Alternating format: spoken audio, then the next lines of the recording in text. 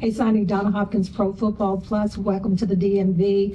This has been a long process through the combine, through the senior day, now with the Commanders. What has that process been like, and what have you learned about yourself in that process?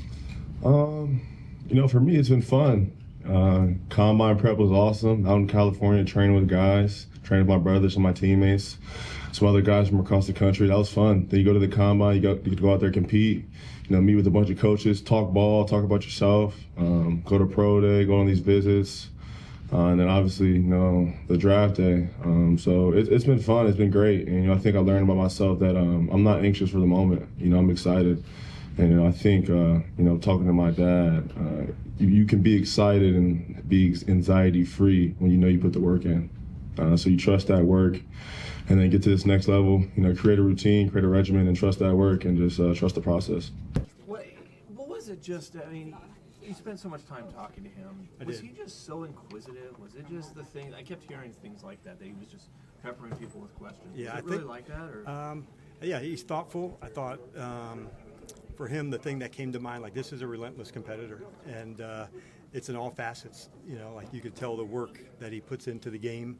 I remember talking to their strength and conditioning coach, Mickey, people of the staff there that I've known for a long time and really value and trust, and just he's got an older soul about him. Like, there's just a very mature side that also knows there's lots more to develop. And I think that's a pretty dangerous person, knowing that, like, you're already rolling at a high level, and there's some big plays, that are coming, like the unique plays that he can make. They're a lot of fun. I remember watching on my iPad over the weekend, and I said out loud, "Holy shit!" And my wife asked, "What?" I showed her the play, and those type of unique plays as a ball player, you have a good vision of what it can be and what it can look like. Did she say holy shit too? She said, "That's a good play." What was the play and what got you excited about it? It was a play against Illinois, and it was a swing route to the back, and just the speed, the collision, the speed and violence that he played with, it was just remarkable to me. It was one that you don't see. It wasn't on any of the highlights last night, but it may have been a 4-yard gain, but it just stood out to me of potential of what's there. Nick? Just his cover ability, just his background as a safety, how does that help him? How do you see it show up on Yeah. He's got demonstrated ability both playing zone and man. And so oftentimes the cover ability will show up in man-to-man scenarios. With some of the tight ends that are in the league, the length can be as difficult to match of a catching radius of somebody as just the pure speed.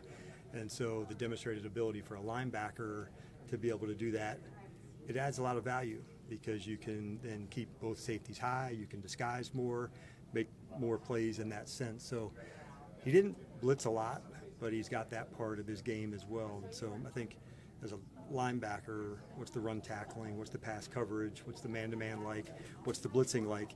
And if you're checking a lot of those boxes, as a coach, it gives you endless possibilities of what. And so that's what I'm very excited about. Are you one quick are you at all surprised his ability to diagnose and react so quickly, to be able to do that after 2 years of position? I think you're seeing it grow, and it does happen more quickly. And I think that would be something he would tell you at the linebacker spot during the season of 24, where a block can get on you faster, where at safety you have more time and space to see it developing. So that was something that took deliberate practice to improve upon. For him, I asked what was his goals of going into 25. What did he want to improve on? And generally it's a question for me just about self-awareness and finding somebody that wants to improve and get better. So when it was like, these are the things I wanted to get better at, and then when you demonstrate that, I think that's the type of combinations I'm looking for. Hey, Coach, when you think about him as a player and all that he can do, does your mind just run wild as far as thinking about how you're going to use him and get all that you can out of him in this early stage? We did. In fact, we were talking earlier, I'd say we really added a lot of speed, to our defense this offseason with the addition of him as well. And so between free agency and that, my mind's already been going, so now it's a little more on overdrive. But those are really fun and unique things. And so it'll start at rookie camp and then into OTAs and a little bit more. There'll be little bit of experiment at times, but lots of skill work too. That was Ohio State. That was a very talented defensive room. Yeah. But they all had similar goals. Like they all want to be drafted in the first round. So how did he play in the team concept while also showing enough individually that he popped? Yeah. I think it probably speaks to most great big accomplishments are like done as part of a team. And I can specifically remember 2 specific examples. Sonny talking so highly of Caleb when I was just by themselves, and Caleb doing the same thing back about Sonny. And I think that spoke to these 2 players' humility, who were probably the biggest pieces of the communication hub for Matt and the defense at Ohio State. But hearing back to front, Sonny from the front, you can kind of imagine where that's going to go. But I think both of them working together, that's usually when the good things take place. Let's take 3 more. When Sonny was at the podium, he mentioned advice from his dad in terms of leaning on some veteran leadership in the room. Maybe some people were thinking about the future of Bobby and Vaughn in this locker room, but how important is it for not only young guys like Sonny, but the rest of the young guys in that locker room to have some veteran leadership to lean on? And I'm glad that you brought up Wags, and because I thought at some point there would be compare of that, and I think at times comparison can be the thief of joy, and it can also be the thief of growth. And when you're first starting out, I think it's tricky and risky to want someone else's journey and be that. And so Sonny has some of Wag's incredible traits, and the love of the game, the work ethic, the preparation, being a great teammate. But it's also his own path, and he's got a lot of traits that he's going to bring to this team.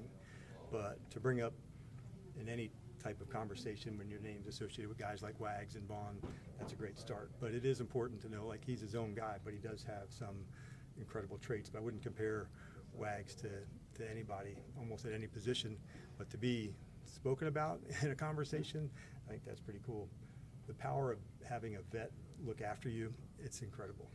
And what you wouldn't give as a first-year person in any organization, whether it's football or business or anything, to have somebody say, come on, I'm going to help you get there. And they would give almost anything, to have that. And fortunately for Sonny and some of the teammates that we'll add tonight and tomorrow, those men live here. Like I couldn't imagine if I was a player to have Jeremy Reeves take me under my wing to say, not just as a ball player, but as a man and a competitor.